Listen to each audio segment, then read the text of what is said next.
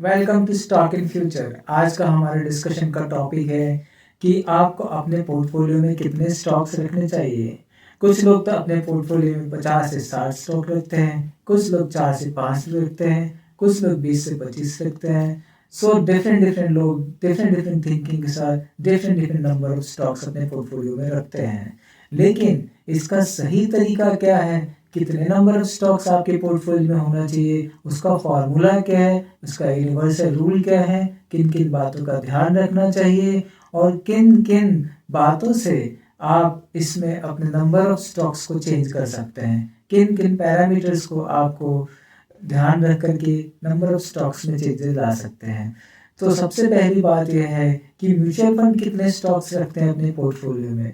Mutual fund ज़्यादातर 50 से 70 stocks अपने पोर्टफोलियो में रखते हैं और 1 से 1.5% से ज़्यादा एलोकेशन उन स्टॉक हर स्टॉक्स में 1 से 1.5% का एलोकेशन होता है और 1.5% से शायद ही किसी किसी केस में ही एलोकेशन ज़्यादा होता है।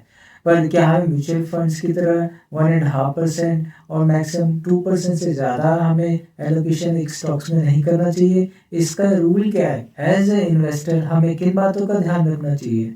तो इसका एक बड़ा ही सरल यूनिवर्सल रूल है जिसको बहुत सारे लोग फॉलो करते हैं और ये रूल कहलाता है 5% रूल। सो अगर आपके पास 100 रुपीज़ है तो 5% हर स्टॉक्स में आप लगा सकते हैं, तो आपका पोर्टफोलियो डाइवर्सिफाइड हो जाएगा और 20 नंबर ऑफ स्टॉक्स आपके पोर्टफोलियो में आ जाएगा। लेकिन ये बहुत सारे पैरामीटर्स पे डिपेंड करता है कि आप कितने नंबर ऑफ स्टॉक्स अपने पोर्टफोलियो में रख रहे हैं और कैसे एलोकेट करते हैं। फॉर एग्जांपल सेक्टर एलोकेशन भी बहुत इंपॉर्टेंट है।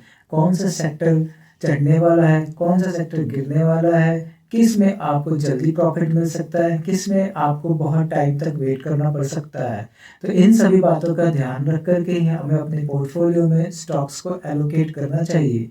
फॉर एग्जाम्पल हम एक सेक्टर को देखते हैं, आईटी सेक्टर फॉर एग्जाम्पल। तो पता चला आपने आईटी सेक्टर में इन्फोसिस भी ले रखा है, टीसीएस भी ले रखा है, विप्रो भी ले रखा है, हैपिस माइंड भी ले रखा है, आपने एलटीटीआई माइंट्री भी ले रखा हुआ है, आपने एफएसएल भी ले रखा है। सो इतने सारे स्टॉक्स अगर आपने अपने पोर्टफोलियो में ले रखे हैं और सबको अगर आपने 5% रूल का एलोकेशन कर रखा है तो आपका पोर्टफोलियो डाइवर्सिफाइड नहीं हुआ। सिमिलरली बहुत सारे लोगों की थिंकिंग रहती है कि मैं पेंट के स्टॉक्स ले लेता हूँ, एशियन पेंट ले लेता हूँ, बर्जर पेंट ले लेता हूँ, इंडिगो ले लेता हूँ, बिरला पेंट ले लेता हूँ। तो वो सारे में 5% का एलोकेशन कर देते हैं और उनको लगता है कि एक सेक्टर अगर इंक्रीज होगा तो हमारे सारे स्टॉक्स भागेंगे। तो हमें इन सब बातों का भी ध्यान रखना है कि हम जो अपने स्टॉक्स में जो एलोकेशन कर रहे हैं वो सेक्टर वाइज कितना परसेंट कर रहे हैं। तो इसमें जो एक रूल होता है 15% रूल, तो आप एक सेक्टर में 15% से ज़्यादा एलोकेशन स्टॉक्स का मत कीजिए। अगर आपके पास 100 रुपीज़ है तो 15% ही आप एक सेक्टर में लगाएं। इंडिया में जो अगर आप सेक्टर देखने जाएंगे तो 20 से 30 different different types of sectors निकल के आ जाएंगे। लेकिन जो मेन कॉमन और मोस्टली कॉमन जो सेक्टर्स होते हैं वो 15 के आसपास है जिनमें से आप एलोकेशन कर सकते हैं। जो रूल्स को फॉलो करते हैं वो डिफरेंट डिफरेंट पैरामीटर्स पे ये चेंज होता है। फॉर एग्जांपल म्यूचुअल फंड जो है वो 70 प्लस स्टॉक्स भी अपने पोर्टफोलियो में रख सकते हैं। एक इन्वेस्टर जिसको थोड़ी ज़्यादा नॉलेज है वो हो सकता है अपने पोर्टफोलियो में 30 से 40 स्टॉक्स भी रख सकता है। एक इन्वेस्टर जो ज़्यादातर टाइम स्टॉक मार्केट को लर्न करने में अपना इन्वेस्ट करता है तो वो ज़्यादा स्टॉक्स को रख सकता है, क्योंकि जितने नंबर ऑफ स्टॉक्स आप रखेंगे आपको उसके लिए उतना ज़्यादा टाइम एलोकेट करना पड़ेगा। जो रूल कहता है कि अगर महीने में अगर 30 दिन है फॉर एग्जांपल और आप 30 घंटे भी नहीं दे पा रहे हैं तो इट्स बेटर कि आप जो है 5% से कम वाला रूल आप यूज़ करें। 3% से 5% ही पर स्टॉक एलोकेशन करें और अपने पोर्टफोलियो को 20 से 25 स्टॉक्स के बीच में डाइवर्सिफाइड कर दें for the 100 rupees. For example हम 100 रुपीज़ का एग्जाम्पल लेके चल रहे हैं यहाँ पे।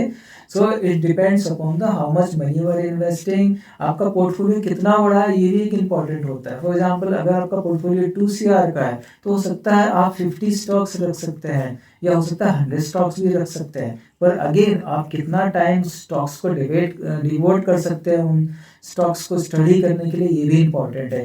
क्योंकि जब स्टॉक्स आप अपने पोर्टफोलियो में रखते हैं तो हर मंथ उसमें कुछ ना कुछ कॉर्पोरेट एक्शंस होते हैं, उसमें कुछ ना कुछ न्यूज़ आते रहती है, उसकी क्वार्टरली रिजल्ट्स आपको देखने होते हैं, आपको जो annual results, half yearly results, सब डिफरेंट तरह की बातों का ध्यान रखना पड़ता है। साथ ही साथ जो इंटरनेशनल न्यूज़ फ्लोज चलते हैं, जो इंटरनेशनल इम्पैक्ट होता है, उसका भी ध्यान आपको रखना पड़ता है।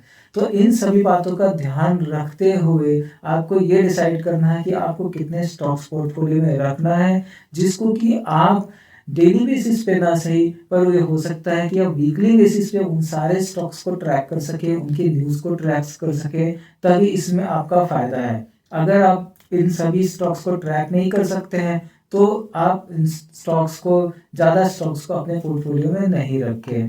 कुछ इन्वेस्टर ऐसे भी होते हैं जो कि डिफरेंट डिफरेंट चैनल्स के थ्रू, जो उनको पास न्यूज़ आती है, कहीं से इनपुट आ गया या किसी ने कहा कि मैं आपको टिप्स देता हूँ, तो वो स्टॉक्स को खरीद लेते हैं और अपने पोर्टफोलियो में ऐड कर लेते हैं।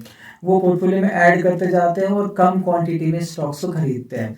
तो इससे क्या पता चलता है कि आपको नॉलेज कम है और आपका कॉन्फिडेंस कम है और आप हवा में तीर चला रहे हैं। आपने एक टाइप का लॉटरी का टिकट ले लिया कि भाई चल गया तो ठीक है, नहीं तो कोई बात नहीं, हम लॉन्ग टर्म इन्वेस्टर बन जाएंगे।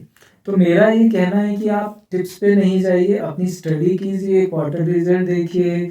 आप जो है डिफरेंट डिफरेंट साइट्स हैं हमारे पास, उन साइट्स पे जा करके आप रिजल्ट्स का कंपैरिजन कर सकते हैं, पीयर कंपैरिजन कर सकते हैं, ये पता कर सकते हैं कैसा रिजल्ट है, उसमें इन्वेस्टमेंट करनी है कि नहीं करनी उस पर्टिकुलर स्टॉक्स में। और अपने स्टॉक्स की नंबर ऑफ स्टॉक्स जो है आपके पोर्टफोलियो में, उसको जितना कम रखें उतना अच्छा है। अगर एग्जाम्पल लेते हैं, एक बगीचे में बहुत सारे फूल आप लगा देते हैं, फूल पौधे लगा देते हैं, बगीचा कितना बड़ा है इस पे भी डिपेंड करता है, आप उसका कितना टेक केयर करते हैं उस बगीचे पे, इस पे भी डिपेंड करता है, आप कितनी नॉलेज है इस पे भी डिपेंड करता है। अगर आपको लगता है कि आप ज़्यादा टाइम डिवोट नहीं कर सकते हैं, तो आप नंबर ऑफ चीज़ें जो है, नंबर ऑफ स्टॉक्स को कम रखिए, सो दैट आप हर चीज़ के न्यूज़ फ्लो को आप अब ध्यान में रख सकें।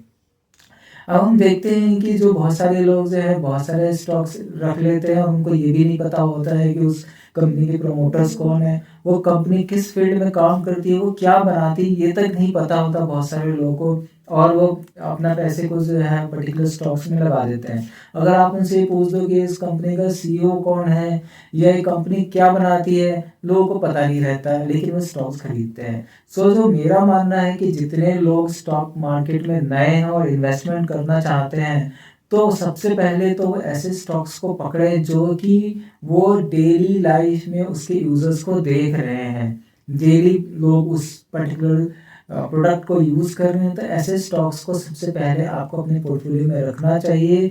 और फिर क्यों रखना चाहिए, क्योंकि आपको उसके बारे में थोड़ी नॉलेज होती है, ये भी पता होता है कि ये अच्छा है कि नहीं प्रोडक्ट, लोग इस पर्टिकुलर प्रोडक्ट को यूज़ कर रहे हैं कि नहीं कर रहे हैं, तो आप उसको ज़्यादा रिलेट कर पाएंगे, आपको थोड़ी ज़्यादा इन्फॉर्मेशन होगी। साथ ही साथ आप जिस पर्टिकुलर वर्टिकल में आप वर्क करते हैं, जिस पर्टिकुलर सेक्टर में आप वर्क करते हैं, उस सेक्टर की भी स्टॉक्स को आप स्टडी कर सकते हैं। वो आपके लिए थोड़ा कंपैरेटिवली ज़्यादा आसान होगा उसको समझने में। अगर आप आईटी सेक्टर में वर्क करते हैं, तो आपको पता होना चाहिए कौन कौन सी कंपनियां जो है, आजकल जो एआई आया हुआ है, जनरेटिव एआई है आजकल, ओपन एआई के बहुत सारे मॉडल्स यूज़ करके लोग डिफरेंट डिफरेंट तरह के अपने खुद के प्रोडक्ट्स बना रहे हैं और डिफरेंट डिफरेंट सेक्टर्स में उनको वो सेल कर रहे हैं। तो आप देख सकते हैं कि कौन कौन सी कंपनियां जिसमें वर्क करती हैं, कौन कौन सी कंपनियां डेटा पे वर्क कर रही है, क्लाउड पे वर्क कर रही हैं। तो आप इस तरह के स्टॉक्स अपने पोर्टफोलियो में ऐड कीजिए। अगर आप आईटी सेक्टर में हैं, तो देखिए कौन सी कंपनी आगे उसमें अच्छा जो है उसमें प्रॉफिट ला रही है। अगर आप मैन्युफैक्चरिंग सेक्टर में हैं, आप केमिकल सेक्टर में हैं, अगर जिस सेक्टर में आप वर्क करते हैं उस सेक्टर से रिलेटेड भी आप स्टॉक्स को ले, उनको समझना आपके लिए ज़्यादा आसान रहेगा। और साथ ही साथ उस सेक्टर की न्यूज़ फ्लो आपके पास पहले आएगी, आप पहले से अनुमान लगा सकते हैं कि ये पर्टिकुलर सेक्टर डाउन जा रहा है कि अप जा रहा है, तो ये आपके लिए ज़्यादा आसान है। सो देर आर डिफरेंट डिफरेंट जो हमारे पास पैरामीटर होते हैं, जिससे हम डिसाइड करते हैं कि आपके पोर्टफोलियो में कितने स्टॉक्स होने चाहिए। और सेक्टर एलोकेशन भी बहुत इंपॉर्टेंट है कि आप एक सेक्टर में कितने स्टॉक्स आप ऐड कर सकते हैं। सो एक सेक्टर में आप 2 से 3 स्टॉक्स ही अपने पोर्टफोलियो में रखिए। पोर्टफोलियो के जितना डाइवर्सिफाइड हो सके आप उतना डाइवर्सिफाइड पोर्टफोलियो को रखिए, ये आपके लिए ज़्यादा फायदेमंद होगा। तो मेरे को कमेंट सेक्शन में आप लोग बताइए कि आप लोगों के पास कितने स्टॉक्स हैं आपके पोर्टफोलियो में, और आप कितने कितने समय के बाद जो है हर स्टॉक्स को देखते हैं। और एक और जाते जाते गोल्डन रूल आपको बता दूं, अगर आप पोर्टफोलियो में देखना चाहते हैं कि वो पोर्टफोलियो को आप हैंडल कर पा रहे हैं कि नहीं, तो सबसे सिंपल है कि आप एक कॉपी और पेन लीजिए और देखिए कि कितने स्टॉक्स आपके पोर्टफोलियो में, क्या उसको आप राइट कर पाते हैं कि नहीं कर पाते हैं। अगर आप सारे स्टॉक्स का नेम अगर आप लिख पा रहे हैं बिना किसी कंफ्यूजन के, तो आप उस पोर्टफोलियो को हैंडल कर सकते हैं। लेकिन अगर आपको नाम ही नहीं आता है कि आपके पास कितने स्टॉक्स हैं और आप उसको वन गो में नहीं लिख पा रहे हैं, तो इसका मतलब वो पोर्टफोलियो को आप हैंडल नहीं कर पा रहे हैं। तो मेरा ये कहना है कि आप तुरंत देखिए कि उस पर्टिकुलर पोर्टफोलियो में से उस पर्टिकुलर स्टॉक्स को हटा दें और एक वॉच लिस्ट ही बनाइए 30-40 स्टॉक्स की, जो कि रिप्लेसमेंट का काम करेगा। अगर पर्टिकुलर कोई स्टॉक्स वर्क नहीं कर रहा है तो उस पर्टिकुलर स्टॉक को रिप्लेस कर सकते हैं आप अपने वॉच लिस्ट से। तो वॉच लिस्ट भी बहुत इंपॉर्टेंट होता है, वॉच लिस्ट को भी कम रखें और ये कोशिश करें कि that should be a replacement for your already existing stocks which are in an portfolio. तो इन सब बातों का ध्यान रख सकते हैं जिससे कि आपको अच्छा फायदा मिल सकता है आगे, और अपने पोर्टफोलियो को आप अच्छे से मैनेज कर सकते हैं। तो बताइएगा आपको ये इन्फॉर्मेशन कैसी लगी। बहुत ही ईजी और सिंपल वे मैंने समझाने की कोशिश की है, बहुत जार्गन वाले वर्ड्स मैंने नहीं यूज़ किए हैं। तो आप लोग बताइए कमेंट सेक्शन में कि आपके पोर्टफोलियो में कितने स्टॉक्स हैं। तो अभी के लिए बाय बाय दोस्तों, मिलते हैं नेक्स्ट एपिसोड में।